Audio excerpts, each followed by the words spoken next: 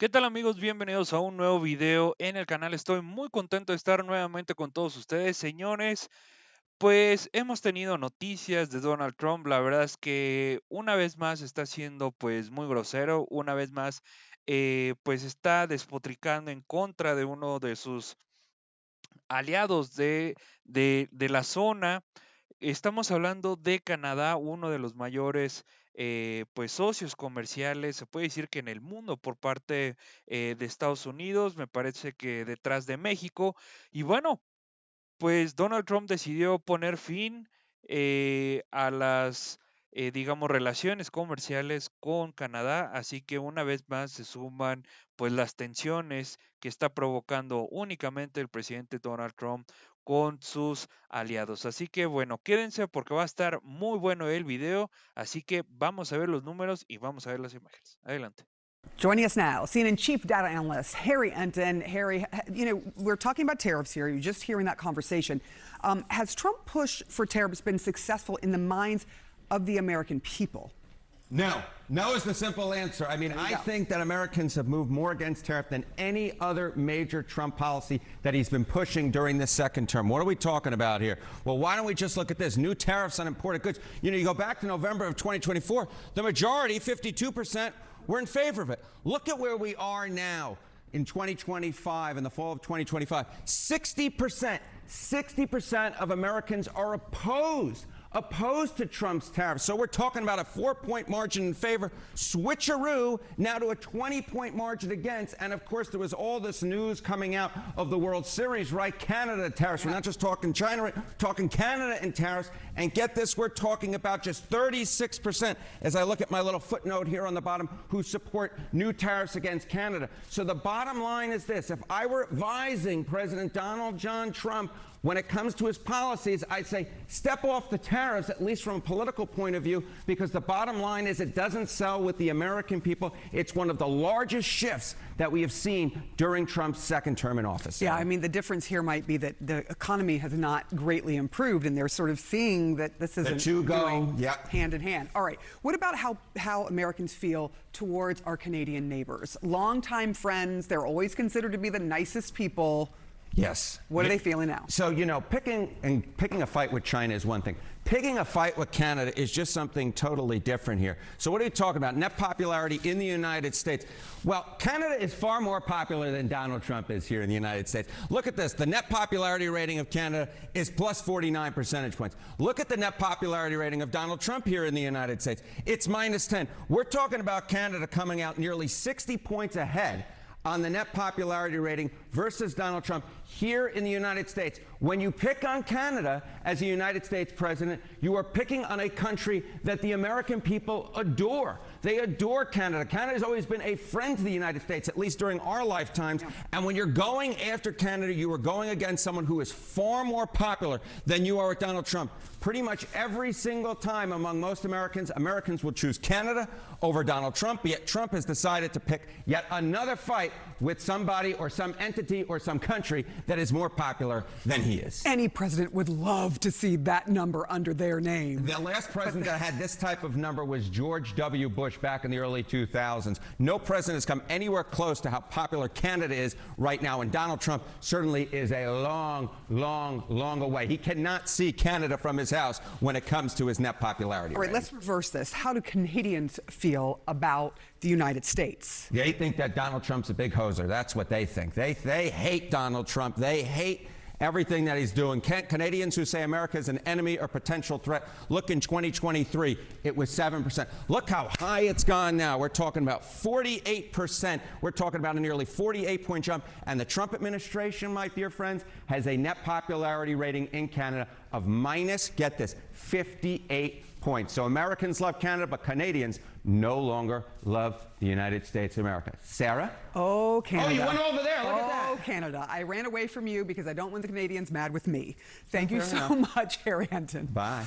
All right, joining us now, Pennsylvania Congressman Brendan Boyle, ranking member on the Budget Committee and on the Ways and Means Committee. Thank you so much for being here.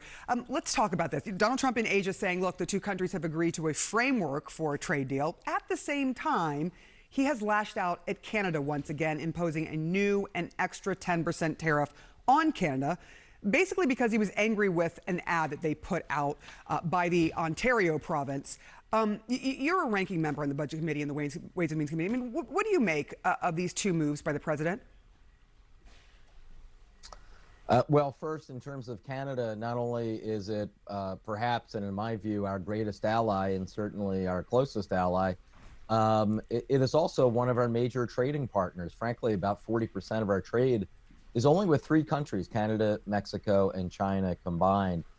So Donald Trump is doing real damage, not to Canada alone, but to the American people. The reality is the Trump tariff taxes are deeply unpopular because they make life harder and more expensive for everyone. Now, in terms of China, his announcement, if that's what you want to call it, that we perhaps have the framework of a deal, well, it doesn't really excite me very much. I'm not going to give an arsonist credit for possibly putting out the fire that he started in the first place. That is one way to put it, Congressman. Congressman Boyle, your Republican colleague from Pennsylvania, Congressman McCormick, said this to our Manu Raju about negotiating with Democrats. When it comes to reopening the government, we are now getting closer and closer to a historically long shutdown. Here's what he said. You can't negotiate with a terrorist. So what's happening right now is that the Democrats are trying to ask for something extremely unreasonable. You can have any negotiation discussion you want about extending health care benefits, but you can't start with you're going to shut down the government to get that. So now, he was given a chance to walk back calling Democrats terrorists in that interview. He didn't, but after the interview, he said that he meant the Democrats were hostage takers. How can you work together if this is what your Republican colleague thinks of you? Yeah, well, first, I mean, it's absolutely outrageous for a Republican member of Congress, the Senate, to call any Democrat a terrorist. I certainly wouldn't use that language for any of my colleagues on the other side of the aisle.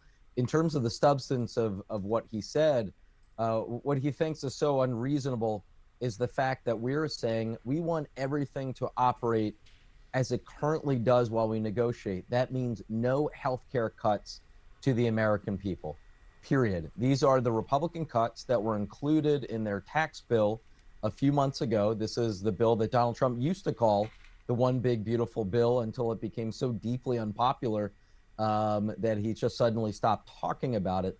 The reason why it's so deeply unpopular is that it includes taking away health care, according to CBO, from more than 15 million Americans and making premiums more expensive for millions and millions more, mostly to pay for tax cuts that go to very wealthy people, people in the top 1%. So that's what I'm fighting for. I don't think it's so unreasonable at all. And I am encouraged by the fact that most polls show that the American people, by a small majority, actually agree with the Democratic position over the Republican one. The Pentagon says it will use $130,000 donated by an anonymous donor and friend of Donald Trump to pay some members of the military during the shutdown. Are you okay with this? You know, on the one hand, I think at first glance, you give credit to any private citizen who would say he doesn't want anyone in the military to go without a paycheck and that he's voluntarily kicking in some of his own millions. He obviously has a lot of millions to spare.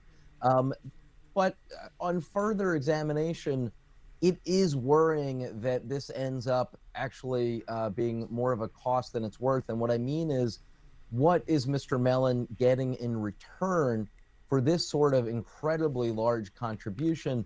The conflict of interest rules that used to apply until the Trump administration just decided to ignore them would actually prevent something like this from happening. So again, on the one hand, I give credit to this individual for acting in such a way to ensure that our soldiers don't go without a paycheck. But I am deeply worried about the conflict of interest this presents and what he may be getting in return, kind of the quo part of a quid pro quo.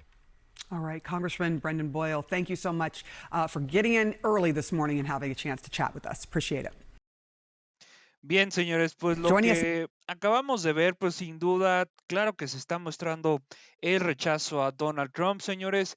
Estamos viendo cómo, pues los números no mienten, porque estamos viendo cómo el descontento social por parte de la sociedad estadounidense está cambiando cada vez más. Y claro que esta situación pues llama bastante la situación, bastante la atención, perdonen, porque lo estamos viendo ahora mismo. O sea, vean cómo están cambiando los números.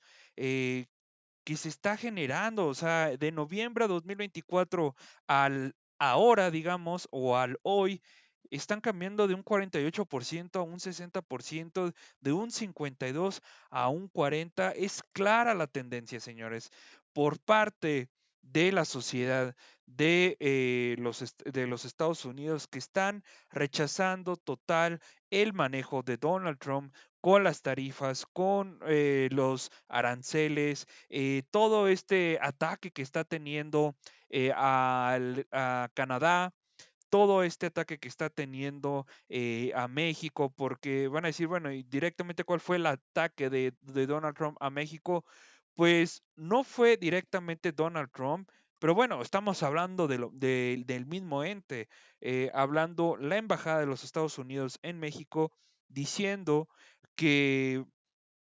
la visa, el documento de la visa para poder entrar a los Estados Unidos en México, pues digamos que no es un derecho, o sea, es un privilegio y ese tipo de arrogancia política, pues es obviamente que todo eso, vean, o sea, la popularidad neta bajó 10 puntos de Donald Trump y subió 49 puntos sobre Canadá. Así que si esto no son números que llamen la atención, si estos no son números que puedan estar practicando, digamos, y preocupando a Donald Trump, pues discúlpenme, pues entonces no sé qué es.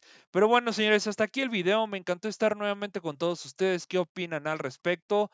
Así es, señores, pues Donald Trump está literalmente, políticamente hablando, destruyendo a su propio país.